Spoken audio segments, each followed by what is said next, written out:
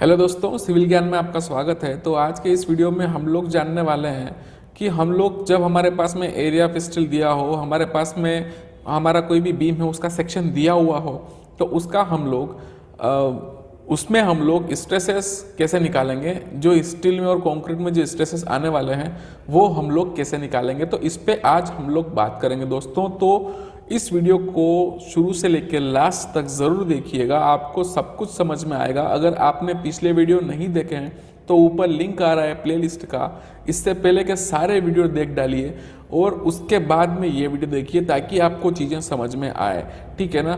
तो जब तक आप लोग पिछले वीडियो नहीं देखेंगे तो ये वीडियो बिल्कुल भी समझ में नहीं आएगा आप लोगों को। और अगर आप लोग पहले से ही जानते हैं कि किस तरीके से हम लोग स्ट्रेसेस डिटरमाइन करते हैं तो आप लोग इस न्यूमेरिकल प्रॉब्लम को ज़रूर देखिए, ठीक है दोस्तों। तो सबसे पहले तो हम लोग बात कर लेते हैं प्रोसेस की, कि प्रोसेस क्या है, ठीक है ना। तो डिटर्मिनेशन जब हम लोग करते हैं तो हमको क्या डेटा हम लोग को पता रहता है, हमको बीम के डायमेंशंस पता रहते हैं।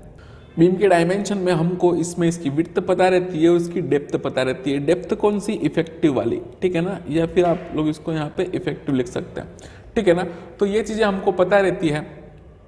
उसके अलावा हमको एरिया ऑफ स्टील पता रहता है। एरिया ऑफ स्टील इस फॉर्मेट में रहेगा कि जैसे कि मान लीजिए फॉर एग्जांपल कि 3 बार्स ऑफ 16 mm इस तरीके से रहेगा। और हम लोग 16 mm क्योंकि सर्कुलर डाया होता है तो एक सर्कल का हम लोग एरिया निकाल के और उसको 3 से मल्टीप्लाई कर देंगे, तो जिसका हमारा डायमीटर है 16 mm इस सर्कल का, तो उस हिसाब से हमको यहाँ पे एक एरिया ऑफ स्टील मिल जाएगा टोटल।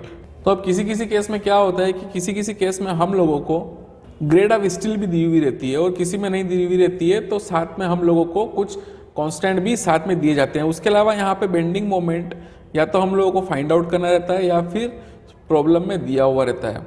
तो अगर फाइंड आउट करना रहेगा तो आपको लोड दिया हुआ रहेगा उस बीम पे आने वाला, और अगर आपको फाइंड आउट नहीं करना रहेगा तो डायरेक्ट यहाँ पे बेंडिंग मोमेंट दिया रहेगा हमारे केस में, ठीक है ना, और किलो न्यूटन मीटर में दिया हुआ रहता है, ठीक है। उसके अलावा अगर आपको ग्रेड नहीं दी गई है स्टील की तो मॉड्यूलर रेशियो आप लोगों को दिया हुआ रहता है। सॉरी, स्टील की ग्रेड नहीं, कंक्रीट की ग्रेड अगर आपको दी हुई रहती है तो फिर मॉड्यूलर रेशियो आपको निकालना पड़ेगा, और अगर नहीं दी हुई है तो आपको मॉड्यूलर रेशियो दिया हुआ रहता है, ठीक है ना। जो भी वैल्यू होगी वो हमारी प्रॉब्लम में दी हुई रहती है, ठीक है। तो अब ये सारा आइटम हमारे पास में दिए हुए रहते हैं। तो अब सबसे पहले हमको क्या करना है, अब सबसे पहले हम लोग बात कर लेते हैं स्टेप्स की, कि स्टेप्स हमको कौन कौन सी फॉलो करना है इसमें, ठीक है। तो सबसे पहले क्या करना है हमको कि न्यूट्रल एक्सिस निकालना है। तो न्यूट्रल एक्सिस निकालने के लिए हमको सबसे पहले क्या करना पड़ेगा, न्यूट्रल एक्सिस निकालने के लिए हमको के की वैल्यू निकालनी पड़ेगी। तो के की वैल्यू किस तरीके से हम लोग निकाल सकते हैं, तो के की वैल्यू निकालने के लिए हमको फॉर्मूला जो है वो हम लोगों को पता ही है कि हम लोग क्या यूज़ करते हैं। तो 2mp dash plus mp dash square and minus mp dash, और यहाँ पे p डैश क्या है वो भी हम लोगों को पता है, इट इज़ AST/BD। तो सबसे पहले हमको ये निकालना है, ठीक है। इसके बाद में या तो आप लोग लीवर आर्म निकाल सकते हैं, तो लीवर आर्म आप लोग निकालिए। अब ये हम लोग क्यों निकाल रहे हैं ये भी हम लोग अभी समझेंगे।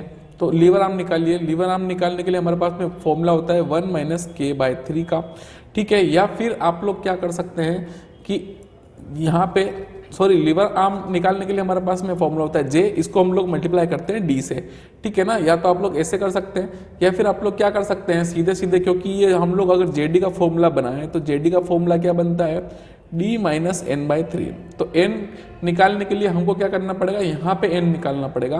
तो n इक्वल टू क्या होता है, KD। तो इसको आप लोग डेप्थ से मल्टीप्लाई कर लो। तो डेप्थ से जब आप लोग मल्टीप्लाई करेंगे तो फिर यहाँ पे जो KD की वैल्यू निकल आएगी वो हम लोग यहाँ पे यूज़ करेंगे n में, और D भी यहाँ पे दी हुई है, ठीक है। तो जब ये निकल जाता है तो अब हम लोग क्या निकाल सकते हैं, तो अब देखो जब हमारा यहाँ पे JD निकल जाएगा या फिर J निकल जाता है तो हम लोग क्या करते हैं, फिर हम यहाँ पे moment of resistance find out करते हैं, ठीक है ना। तो मोमेंट ऑफ रेजिस्टेंस हम लोगों को फाइंड आउट करना है। अब किसकी टर्म में करेंगे ये, हम लोग करेंगे इसको सिग्मा ST की टर्म में। क्यों, क्योंकि हम लोगों को उसमें AST आता है फॉर्मूले में, ठीक है ना, इस वजह से हम लोग उसको यूज़ करेंगे, ठीक है। तो क्योंकि हम लोग मान के चल रहे हैं कि ये बैलेंस सेक्शन है, इस वजह से हम लोग यहाँ पे लेते हैं मोमेंट ऑफ रेजिस्टेंस, इसका निकालते हैं हम लोग, ठीक है ना। तो मोमेंट ऑफ रेजिस्टेंस किस तरीके से निकालते हैं हम लोग, MR equal to AST into sigma ST into JD, ठीक है।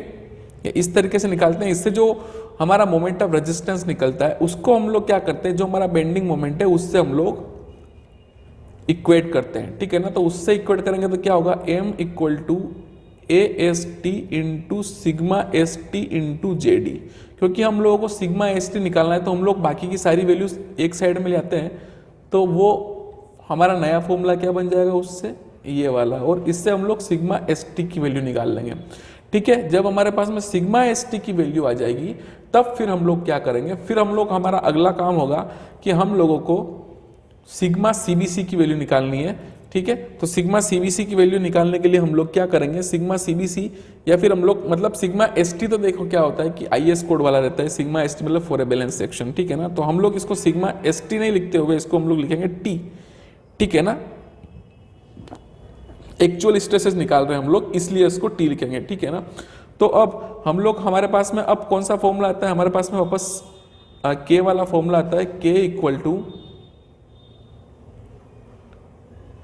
MC divided by MC plus T, ये वाला फॉर्मूला आता है हमारे पास में। इससे हम लोगों को क्या करना है, C की वैल्यू निकालनी है। C मतलब क्या हो गया हमारा स्ट्रेसेस, ठीक है ना। ये कौन सा स्ट्रेस, स्ट्रेस इन कंक्रीट, ये हो गया स्ट्रेस इन स्टील, ये हो गया स्ट्रेस इन कंक्रीट। अब इस फॉर्मूले को आप लोग सोल्व कीजिए और उससे आप लोग C की वैल्यू यहाँ से निकाल लीजिए, ठीक है ना। इसमें आपके स्ट्रेसेस इन स्टील भी निकल गए और यहाँ पे हमारे स्ट्रेसेस इन कंक्रीट भी निकल गए, क्योंकि यहाँ पे हमारे पास में सारी वैल्यू रहेगी। के की वैल्यू भी हमको पता है, एम की वैल्यू पता है, टी की वैल्यू पता है, और क्या पता नहीं है हम लोगों को, सी, तो वो हम लोगों को निकालना है। तो इजी है, हम लोग इजीली निकाल सकते हैं इसको, ठीक है ना। अब हम लोग न्यूमेरिकल प्रॉब्लम पे चलते हैं कि न्यूमेरिकल प्रॉब्लम हम किस तरीके से सॉल्व करेंगे, ठीक है ना।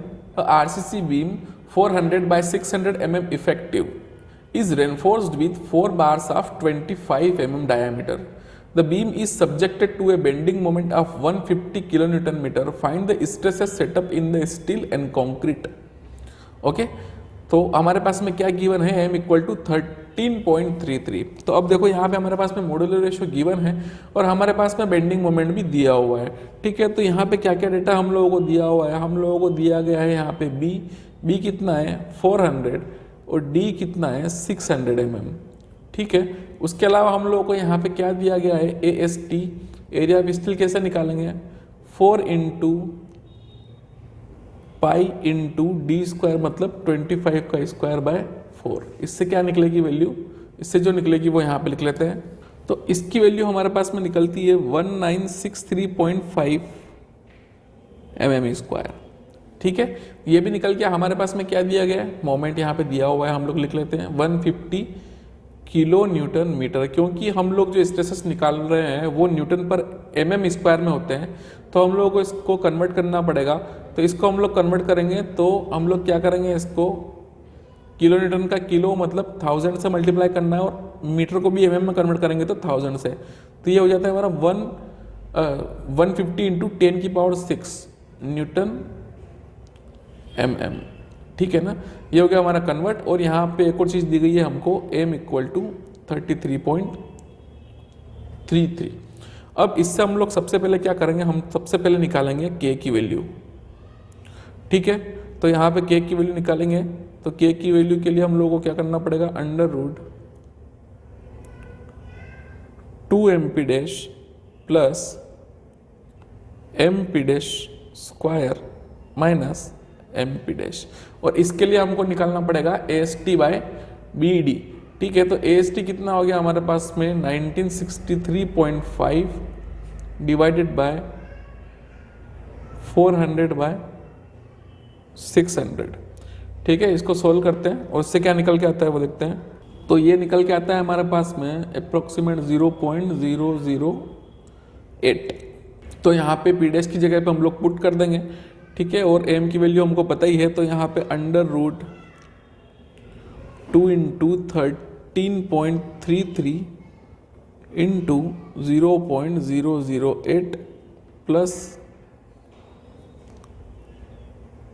13.33 इंटू 0.008 स्क्वायर माइनस 13.33 इंटू 0.008। अब इसको हम लोग सोल्व कर लेंगे तो आता है 0.367,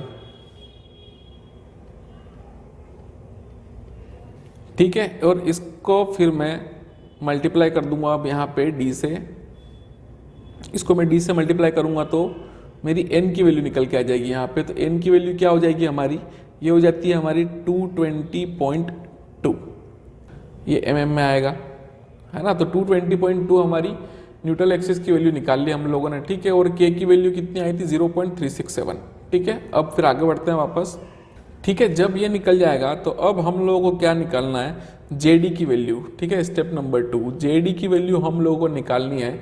तो JD की वैल्यू निकालने के लिए हम लोग क्या करेंगे, d माइनस n/3, इसको हम लोग सोल्व करेंगे। तो d कितना है यहाँ पे 600 mm, n कितना है 220.2 डिवाइडेड बाय 3, और इसको हम लोग सोल्व करके इसकी वैल्यू निकाल लेंगे। तो आता है 526.6, ये भी mm में आएगा। अब उसके बाद में स्टेप नंबर 3, हमको क्या करना है, moment of resistance find out करना है। तो moment of resistance find out करने के लिए हमारे पास में क्या है, mr equal to AST sigma ST into JD, ठीक है। जब ये हमारे पास में, तो इससे एरिया ऑफ स्टील हम लोगों ने क्या निकाला था, 1963.5, ठीक है, into sigma ST as it is लिख लेना है। और JD की वैल्यू कितनी है 526.6, वो निकल के आता है 1033979.1 इंटू सिग्मा ST। अब इसको हमको किससे इक्वेट कर देना है, मोमेंट जो हमारा दिया हुआ है गिवन बेंडिंग मोमेंट, उससे हम लोगों को इसको इक्वेट कर देना है। तो इससे इक्वेट करेंगे तो हमारे पास में कितना था वो 150 into 10⁶ equal to 1033979.1 into sigma ST। तो इससे सिग्मा ST कितना निकल जाएगा हमारा, सिग्मा ST निकल जाएगा इससे 150 इंटू 10⁶ एंड डिवाइडेड बाय 1033979.1, ठीक है। इसको भी मैं 10⁶ में कन्वर्ट कर लेता हूँ ताकि 10⁶ से ये कैंसिल हो जाए, ठीक है ना। तो 1 2 3 4 5 6, तो ये मैं लिख सकता हूँ इसको 150 इंटू 10⁶ डिवाइडेड बाय 1.034 इंटू 10⁶। इससे इसको कैंसिल किया 145.06 न्यूटन पर mm स्क्वायर, ठीक है। तो ये निकल के हमारे किसकी वैल्यू, सिग्मा ST की, या फिर T की वैल्यू, ठीक है। हम लोग इसको T कह सकते हैं। तो अब हमारे पास में वो निकल के आ गया। तो अब हम लोगों को आगे क्या करना है, हमको फॉर्मूला हमको निकालना है C। तो K equal to MC divided by MC plus T, ठीक है। अब हमको C निकालना है, तो हम लोग इसको C की टर्म में बना लेंगे, या फिर इसको C की टर्म में मत बनाइए, इसको ऐसे ही सोल्व कर लीजिए। तो K की वैल्यू क्या आई थी हमारे पास में 0.367, ठीक है, इक्वल टू M कितना 13.33 इंटू C हम लोगों को निकालना है, फिर वापस से 13.33 इंटू C प्लस यहाँ पे T कितना है हमारे पास में 145.06, ठीक है। और इसको मैं इधर ले आता हूँ, तो अब ये क्या बन जाएगा 4.892C plus 53.237 equal to 13.33 into C, ठीक है। इसको मैं इधर लेके जाता हूँ तो ये बन जाएगा 53.237 इक्वल टू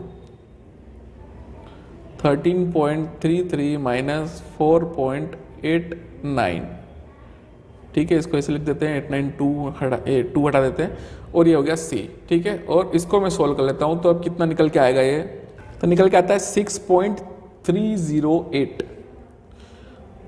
ठीक है। C इक्वल टू 6.308, ये न्यूटन पर mm स्क्वायर, ठीक है ना। तो हम लोगों ने T भी निकाल लिया, T कितना था 145.06 न्यूटन पर mm स्क्वायर।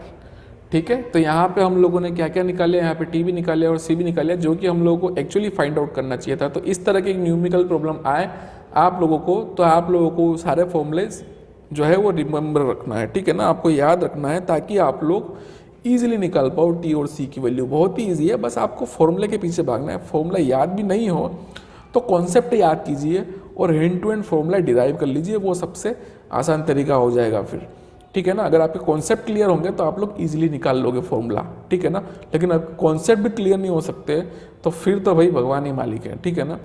तो इस तरीके से हम लोग ये न्यूमेरिकल प्रॉब्लम सॉल्व करते हैं। अब अगले वीडियो में हम लोग दोस्तों डिज़ाइन ऑफ बीम सीखेंगे, आरसीसी बीम को डिज़ाइन कैसे किया जाता है, ठीक है ना, और किस टर्म में, खाली एरिया ऑफ स्टील के टर्म में, ठीक है ना। वहाँ पे हम लोग सारी चीज़ें नहीं सीखेंगे, वहाँ पे जो सीखेंगे हम लोग वो सीखेंगे कि उसमें बार्स हम लोग कितने लगा सकते हैं, एरिया ऑफ स्टील कितना दे सकते हैं, ठीक है ना। और उसका सेक्शन हम लोग अडोप्ट करेंगे, उस सेक्शन की हम लोग एक साइज़ निकालेंगे, मतलब उसकी विड्थ और डेप्थ हम लोग निकालेंगे, ठीक है, इफेक्टिव डेप्थ, ठीक है।